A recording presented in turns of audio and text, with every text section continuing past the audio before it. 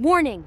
This show isn't sponsored by Safe Spaces, Therapy Puppies, or gluten-free outrage muffins. If you think Cracker Barrel is a hate crime because they still play Randy Travis on the speakers, this episode isn't for you. We deal in sharp words, strong opinions, and hot coffee, not participation trophies. Listener discretion advised. Folks, America's fighting over everything these days. Gas prices, elections, border walls. And now, we're even fighting over pancakes. That's right. Cracker Barrel just swapped out its iconic logo, dropped the old barrel and old-timer image. And what happened? The internet lost its mind. The stock tanked nearly $100 million in value. And suddenly biscuits and gravy became the front line of the culture war. Conservatives called it a woke betrayal. Liberals laughed at how bland the new design is. And Wall Street panicked like somebody just banned sweet tea. So today, we're pulling into the parking lot, rocking chairs and all, to ask, is this just a bad rebrand? Or is it proof that nostalgia itself has become the latest casualty of our divided America? On the panel today, Brian, our MAGA warrior. If Cracker Barrel ever ran for office, he'd be campaign manager, handing out biscuits at rallies.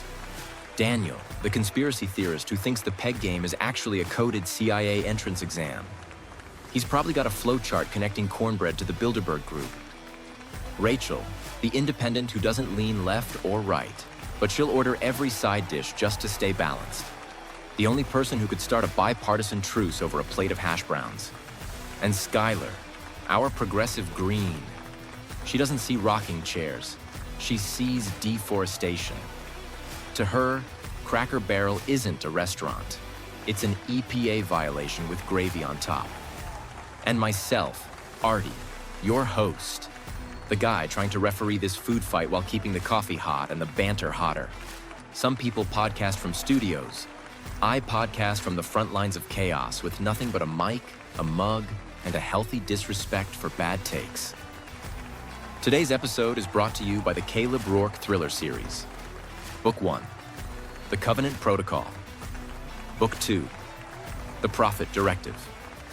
And this December, Book 3, Black Echo Rising. If you want conspiracies, shadow wars, and heroes with grit, pick them up on Amazon. And don't forget, our fight is funded by you. 3 hot picks from the merch store this week. The American flag design. Loud, proud, and unapologetically patriotic. The High Lakes Coffee Blend. Our light roast, packed with citrus, dried fruit, and just enough kick to get you through a Monday.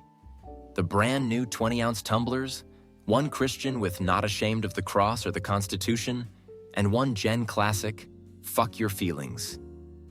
All available now at dataanddissonance.printify.me. All right, let's dig in.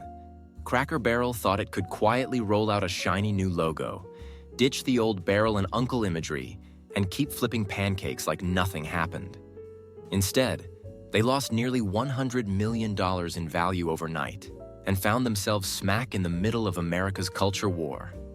Half the country is furious they erased tradition. The other half is laughing at how generic the new design looks, and the boardroom's probably wondering why they didn't just stick to biscuits. So, let's break it down. Brian, I'm starting with you. Absolutely. Cracker Barrel's whole identity is that it feels like home. That logo wasn't just a picture, it was Americana. You saw the barrel, the old guy in the chair, and you thought about family road trips, small-town values in a time when America wasn't ashamed of itself. And then poof, they erase it for some bland, modern nothing. It's the same thing we see everywhere. The left calls it progress. I call it erasing our culture. They might as well have replaced it with a rainbow avocado toast. Do you think this logo change qualifies as going woke? Of course. Anytime a company ditches tradition to chase some imaginary urban market, it's woke. Nobody who eats at Cracker Barrel wanted this. Their customers didn't ask for it. Their investors didn't want it. And the market proved it, dropping $100 million in a day. That's what happens when you cater to Twitter instead of the people who actually show up for biscuits and fried okra. What's the long-term risk here? They're going to lose loyalty. It's not just a logo, it's trust. People feel betrayed when you throw away history. This was supposed to be a safe cultural outpost, and now it feels like just another chain desperate for approval from people who will never step foot inside. Cracker Barrel's board just turned hash brown casserole into a political statement, and they're going to pay for it. Daniel, is this just a bad logo, or do you see something deeper? Logos aren't accidents. They're symbols.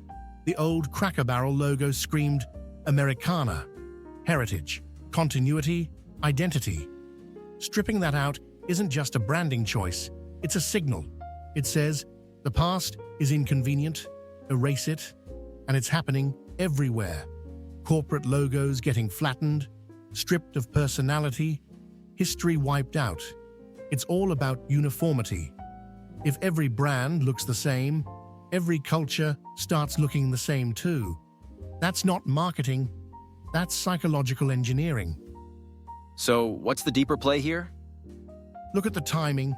Stock takes a nosedive, culture war lights up, and while we're all arguing about a logo, what aren't we talking about?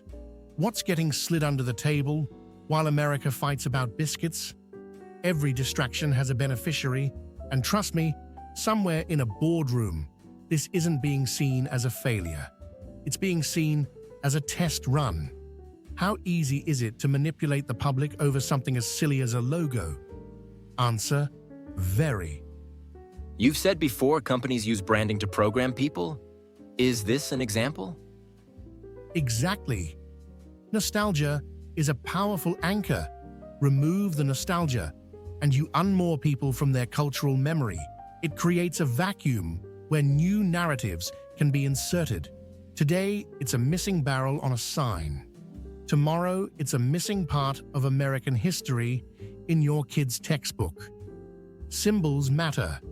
If they can rewrite the sign above the door, what else are they willing to rewrite? Rachel, what does it say about America that a logo change can spark outrage and tank stock? It says we're exhausted and everything feels like a fight.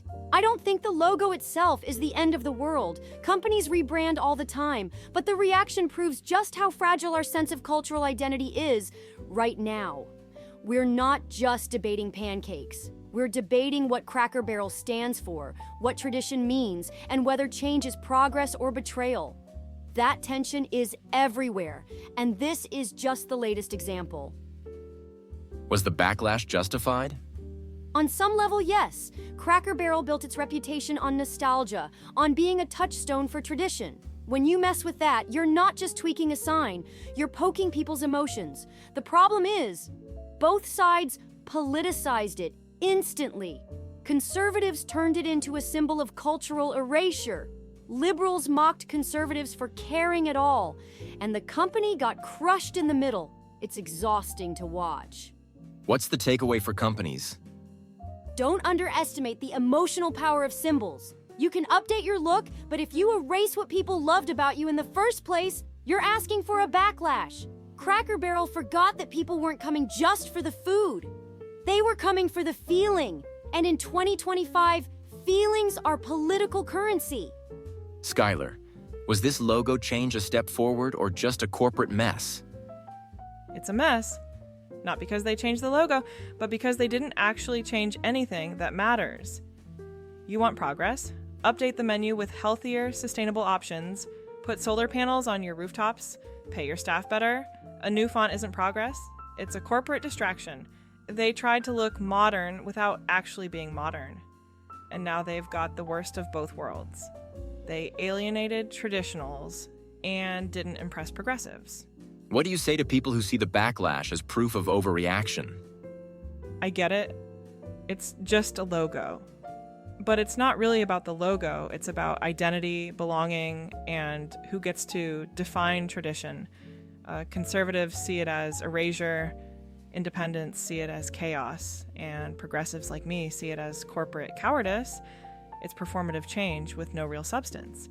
People are right to be upset, but for the wrong reasons. If you ran Cracker Barrel tomorrow, what would you do?